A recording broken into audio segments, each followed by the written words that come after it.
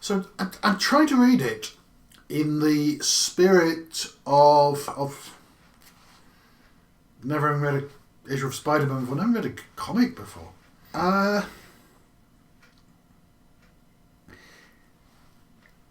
It is. I hadn't realised how self-contained Stan Lee makes each issue. It's quite an odd place for me to start, because it starts out with Spider-Man as a criminal. Our tale begins with the shocking suddenness of a summer storm as we see, "Help, police, I've been robbed. There he goes, he's getting away. Did you recognise him? Of course it was Spider-Man. No one else can leap or climb sheer walls like that. Can we believe our eyes?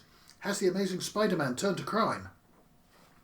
So I don't know who the whole Spider-Man is, but here he is robbing. I think it's a bank. It looks like an office, actually. He's running away. There are two old guys, and he's got a bag marked dollars, which is helpful. But it looks like a desk he's robbed. There are box files and a lamp. Oh no, there is a safe. There's a safe, but it doesn't seem to be the safe that he's robbed. I don't know. But he's robbed a thing. But everyone is surprised. For a first thing to ever read, it's quite interesting that we see Spider-Man robbing the bank. We see the police saying, "I never thought he'd really turn to crime." We get one of Ditko's crowd scenes. It's unbelievable. Why would he do it? It's unbelievable. Why would he do it? He probably decided to cash in on all his superpowers, the crummy crook.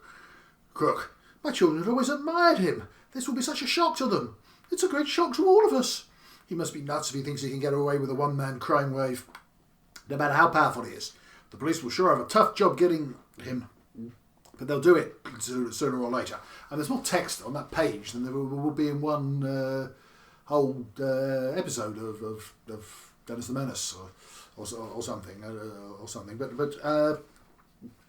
then you cut to the Bugle office, and I mean, obviously, then he introduces J. Jonah Jameson, and he's crowing and delighted because he's always said Spider-Man's a criminal. And we get this lovely exposition. "Find all the old editorials I wrote accusing Spider-Man of being a menace. I want to reprint them now so people can see how right I was." So that's told me everything. And then we get a speech bubble from Betty, but from a girl in the office. "I can't believe this of Spider-Man. I still remember how he once saved my life."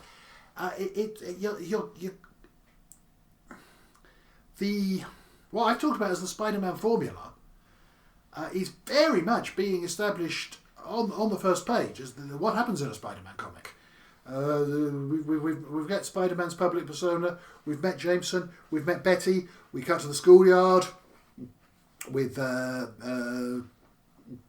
Liz saying, "Oh gosh, Spider-Man took us in. But I think how we made heroes of him, what fools we were." Flash Thompson saying, "Gee, I don't know, Liz. We can't be positive. He may still be innocent."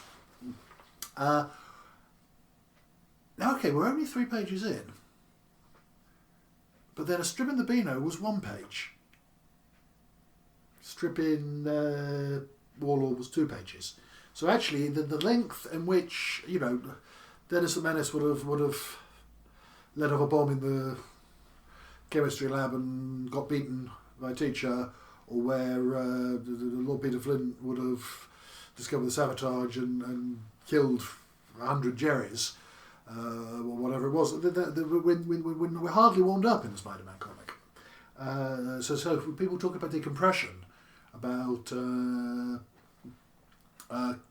comics that use about decompression, about the way modern comics are cinematic, that you might spend 3 pages of someone lighting a cigarette or something. But instead of what I was used to, this is incredibly decompressed. And then we cut to Peter Parker. So virtually the first time I see Peter Parker, it's the cut face. Now again, that was one I didn't get that when I was a kid. I remember reading it. I assumed that, well, maybe that was his power, that the red thing flashed on his face. I didn't get, by the way, the cover where it says, "We've done it. We've created the greatest villain of all for old Spidey." And I assumed this was, some super magician somewhere whose job it was to make villains. I didn't get on board with the idea of Stan Lee inserting himself into the comic and being the storyteller and saying, look, we, me, Steve have made up these characters. But yeah, didn't get the Janus face, the Gemini face at all, I don't think. Peter Parker has read about Spider-Man committing the crimes, and he naturally, as you would, thinks, I must have become a split personality. I must be doing it in my sleep. He doesn't think someone must be impersonating me. He thinks that, and so we then get him being worried, and Aunt May trying to cheer him up. You're not worried because our savings account is almost gone and it's getting harder to pay the mortgage each month, are you, dear? We'll manage somehow. She's a Jewish mother, isn't she? I can never get away with this. I don't. But that caricature of the you go and have a nice time. I'll stay by myself and make chicken soup. I mean, she's purely that. The poor dear. I worry about him so. He's not as rough and thick-skinned as most other boys, and he's sensitive and he worries more than he will admit. And yet he won't go to sleep because he thinks he might wake up in the night and do crimes. But of course he does drop off and then he wakes up and there's a report that Spider-Man's done some more crimes. So he goes to a psychiatrist. Stanley, the American issue, Stanley's really proud of that. And one of those boxes there is, a superhero who's going to go to a psychiatrist. So we're a long way in. And it's just, he goes to the psychiatrist. And the psychiatrist says, I lie on the couch and say whatever comes into your head. And he thinks, hang on, I'll give my secret identity away. So I guess now I know he's got a secret identity. You see, I didn't, when it said, this has just come back to me, but when it said, and now the moment we've been waiting for, let's visit Spider-Man himself in his everyday identity as Peter Parker, teenage student, I took that to mean Spider-Man takes on the forms of people. So today he's decided to be Peter Parker. Another day he might have decided to be someone else. I think I clung to that idea because I'm 7. I can remember someone in. I was taking the comic to school. God, I was lucky Bogdan didn't tear it to shreds. I'm sure I must have taken it. Maybe I was just telling someone. Maybe I even found someone else who read it. But I can remember having a conversation with another kid, and he was looking at it, and he said, "Of course, he's not really Spider-Man. He only dresses up as Spider-Man." Oh yeah, that's true. I didn't like that. No, he really is Spider-Man. I think the costume must be a second skin or something. I think it must be a spider skin. He really is Spider-Man. But yeah, that idea of the secret identity I didn't get straight away. But yeah, the fact that he might give his secret identity away to the psychiatrist, that's another bit of the mythos. Pretty much, I'm on to page 6 now. I could have been reading Spider-Man all my life. I'm completely au fait. I'm completely caught up. I'm now in the. Then he gets to see Jameson again. He gets to the building offices, and we get this. We get 3 panels of him with Betty. And again, I would never have thought of this if I just read it as a sequence of issues. I wouldn't have read this as exposition. But actually, the Peter Parker Betty Brown relationship is re-established as if it had never happened before. You're probably worried because you haven't sold any news photos to Mr. Jameson lately. Spider-Man sells photos to Mr. Jameson. Oh, Peter, if only you'd find some different type of work. Betty doesn't approve of his career. Lay off, will you, Betty? I'm in no mood to be preached to. You're always saying that it's too dangerous to try to take exclusive crime photos. Exclusive crime photos. I don't tell you how to live your life. Don't butt into mine. Jerk. Although Betty's, you never spoke to me like that before. Yes, he did. He's a nasty piece of work, is Peter Parker some of the time. But no, that's not what I took away. I took away he's being horrible because he's so worried, because he's turning into a supervillain. Of course he's worried. And then he goes and asks Jameson for an advance so he can pay the mortgage. And Jameson says, don't try to take advantage of me unless you want to sell me the secret of how you take all those photos. I know you must have some special sort of camera. And Peter says, imagine if I ever told him I wear it in my belt when I'm dressed as Spider-Man springing over the city on my web. I think we've had all the characters. We've had Liz and Flash and Aunt May and Betty reintroduced. there's a silly scene of him out. He tries to go out and take some photos, and a mob chases him because I think he's a criminal. And back at school, Liz tries to flirt with him. She gets a new hairstyle, and her new hairstyle she gets introduced. Of course,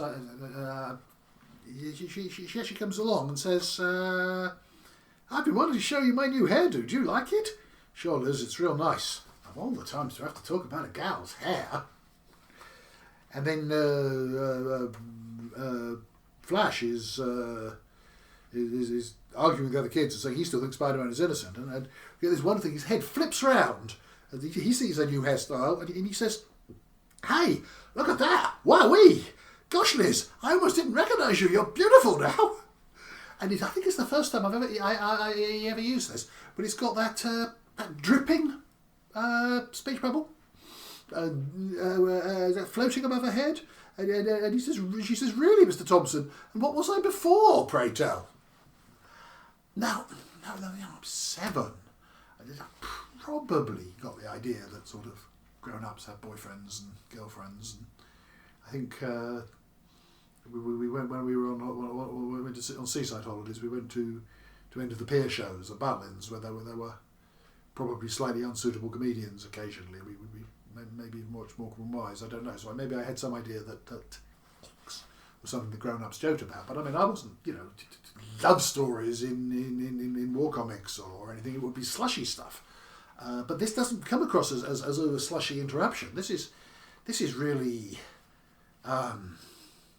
this is sophisticated. This is, I don't think we had the word cool, but this is cool. Also, this is why when I was 7 and 8 and 9, adults used to look at this stuff and say, "This is unsuitable. This is much too old for you." I would say it's not that violent. A few bits of wham and kapow. It's got proper words in it. But I'm sure it is. It's a very teenagey comic to be reading with yourself. And of course, once I was a teenager, people said, "What are you reading that thing for? It's for kids. You're grown up. You should be reading decent books." We then actually see Mysterio for the first time. So we're 8 pages in. We're a third of the way through, and the weird thing on the cover we haven't seen yet. In fact, I think that's fairly standard Stan Lee technique of challenging with something on the cover. It's almost the technique of telling a joke, isn't it? There's a style of joke that one does where you say something and you lead us off in a different direction until you've forgotten it, and then the punchline is the thing you started from. I think there's a lot of that, of really weird thing on the cover, take us in about something actually much more interesting, and then boom, back to the cover. So yes, Mysterio actually turns up at J. Jonah Jameson's office. It's J. Jonah Jameson, who hates Spider-Man, is straight away likes Mysterio because Mysterio is going to capture Spider-Man. I don't know. I mean, anyone reading it now would immediately say, "Oh, so it's Mysterio interesting." I don't think I was that sophisticated. I don't think I was surprised when Mysterio says it's me who's been dressing up. But I thought, oh, I've been quite clever. I spotted that. I think it drifts out information at the right speed. We get the first fight with Mysterio on the Brooklyn Bridge. I mean, this is set in actual New York. This is set in New York, New York. I doubt if I knew there was a Brooklyn Bridge. I doubt if I knew there was an Empire State Building or a Statue of Liberty. Maybe I did. But I think it's almost the thing that has been said about Mr. Tolkien. Now, I'm not saying that J.R.R. Tolkien is as good a writer as Stan Lee, obviously. But the thing that Tolkien famously does in The Hobbit, particularly, which is a kid's book, is allude to things as if you already know what they are. Yes, I'm afraid trolls really do talk like that. If you've ever seen a dragon, as if you know, whether you do or not. Stan Lee, all the way through this, is alluding to stuff. Some of it is real world stuff, some of it is Marvel Universe stuff, some of it is nothing stuff. I don't know. All I'm getting is, oh, why didn't you pick on someone your own size like the Human Torch, and let's go to the Brooklyn Bridge. But I'm getting a huge, dense texture that this is real in a way that nothing else fictional I've ever come across has been real. There's a big fight at the Brooklyn Bridge, and Spider-Man loses. Mysterio has got lots of artificial ways of interfering with Spider-Man's powers. It also introduces very much the idea Peter Parker as the guy who worries about everything. I think that's actually come over stronger in this issue than the issues around it. But the next day on the way to high school, I don't know what to worry about first: paying the mortgage or wondering if I'm a sleepwalking criminal. Again, did I know what a mortgage was? So, mortgages and super criminals with goldfish bowls over their head. So Mysterio beats Spider-Man, or at any rate, Spider-Man withdraws because Mysterio has got is somehow using sonar to block Spider-Man's spider sense. It's one of those stories which actually works much better forwards than backwards, if you see what I mean. The setup that the Mysterio is like artificially duplicated all of Spider-Man's powers and can thus impersonate him and beat him is nice, and sort of almost makes Mysterio the Spider-Man baddie. And the actual explanation of I'm a special effects guy, so I can make artificial versions of everything is sort of some less convincing, I felt. But we get the irony when Mysterio introduces Peter Parker. J. Jonah Jameson introduces Mysterio to Peter Parker when he's at the Bugle offices, and he's the best photographer I've got. I'll expect him to take some great pictures of your next fight with Spider-Man. I'll try not to disappoint both of you. In a way, there's a huge plot device because Peter Parker puts the Spider Tracer onto Mysterio while he's at the Bugle, and can thus track him back to his base, which by a random coincidence is a film studio, which may actually be connected up with the fact that Mysterio is a disgruntled special effects man. May just be random.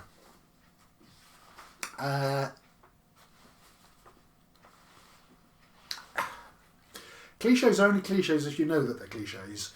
So I'm reading this for the first time, and I do not in any level giggle when Peter Parker or Spider-Man says to Mysterio, you be honest, you were the one who was dressing up as me to be a villain. You were the one who was dressing up as me to do crimes, make me look like a villain. And Mysterio says, I might as well tell you the whole story, for I shall see to it that you will never tell anyone else. That's one that the villain should get used to not doing. Never tell the hero all your plans, because they invariably find the secret control lever. Now, I don't know about you, but Mysterio, without his mask on, there, the special effects man, with King Kong and a robot and a dinosaur, and that Leonard Nimoy could sue, and I'm sure that's Leonard Nimoy climbing walls and shooting web. I don't know. That may actually be an in-joke. I don't know. And so then we get another big fight, and this time Spider-Man loses. I think that I thought at the time that last fight was the least exciting thing in the comic. Of course, it's the first time I'd seen Spider-Man having a fight. And it has some lovely panels. It has Spider-Man punching Mysterio through his own cloud of smoke, with some great with some great sound effects. One, I understood there aren't that many sound effects actually. In fact, yeah, that's actually the only sound effect. Yeah, so I don't know whether that wham was stuck in by Stan Lee to put up some blank space, or whether that's a Ditko wham. But that's actually rather nice. So the big punch is the one time you get it. I understood that you didn't articulate the sound effects. The sound effects were illustrating the noise, but you didn't read. If I keep swinging it sooner or later, I was right. There he is, wham. That the wham, the Adam West Camp Batman TV series is wham and blash and splat all over the place. They sort of appear on the screen so you read them. The wham is very much a way of visualising what's happening, I think. Spider-Man is very sarcastic. He bursts through the studio where the fight is happening and says, "Gangway boys, I know I'm not a member of Access Equity, but I don't have time to get a union card right now. I've got a little job to finish." Which again is fairly sophisticated. But we also get Mysterio. "Didn't expect me to land upright due to my stuntman training, did you?" Spider-Man. "No, I'm overwhelmed. I don't see how little untalented me will ever defeat a genius like you." Again, I think at 7, I think when you're a kid, you think that sort of stuff really is the height of wit and sophistication, and actually you try to copy it, and people think you're being cheeky. But there is some of Spider-Man's repartee. There is actually a mean-spiritedness to it, which maybe isn't desirable in a comic.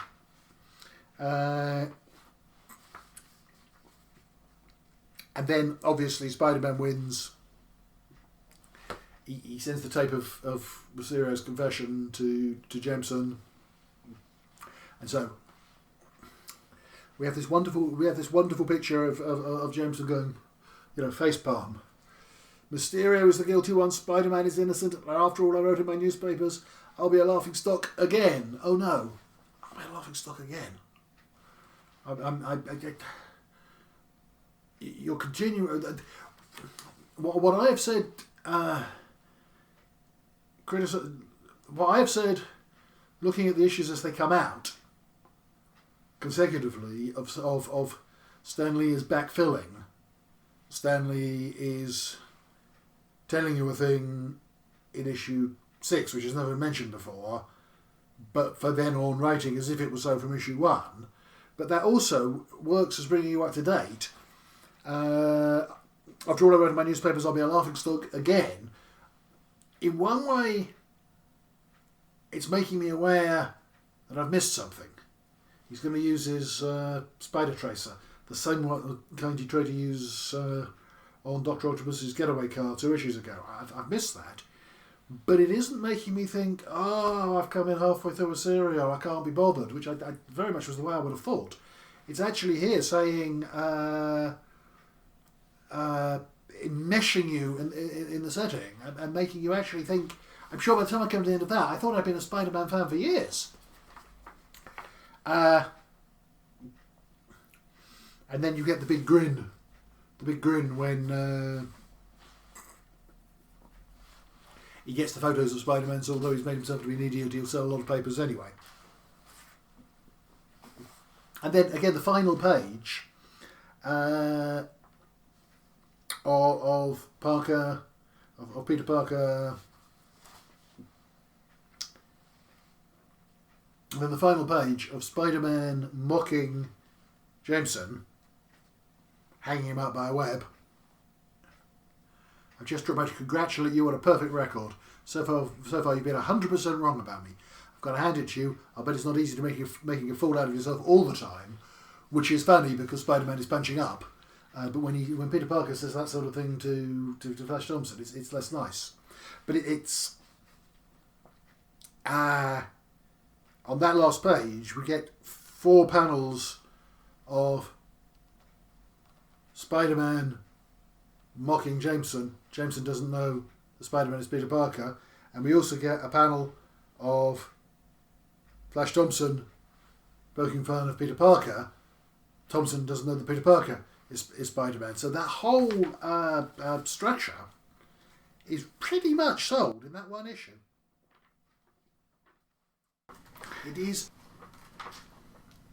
So that is the first comic I ever read.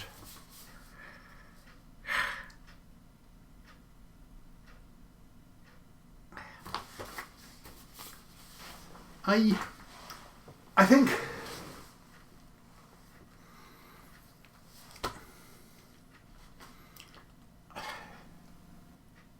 I don't know. Can I see why that hit me?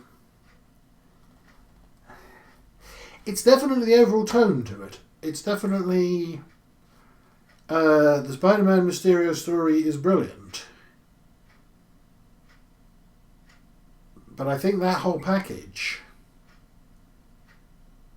Foom and the Hulk and Stan Lee and no adverts.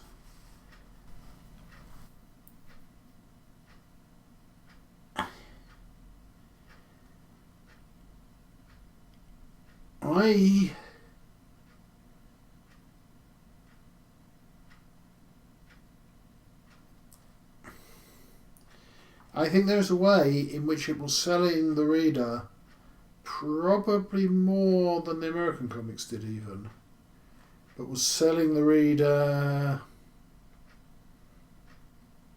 an imagined community. By virtue of the fact you read this, you're one of the secret cognoscenti, and the fact no one else read Spider-Man. There we go. A week later, for no reason at all, the Hulk smashes his way in. God. Is it any wonder I got so hooked on these things?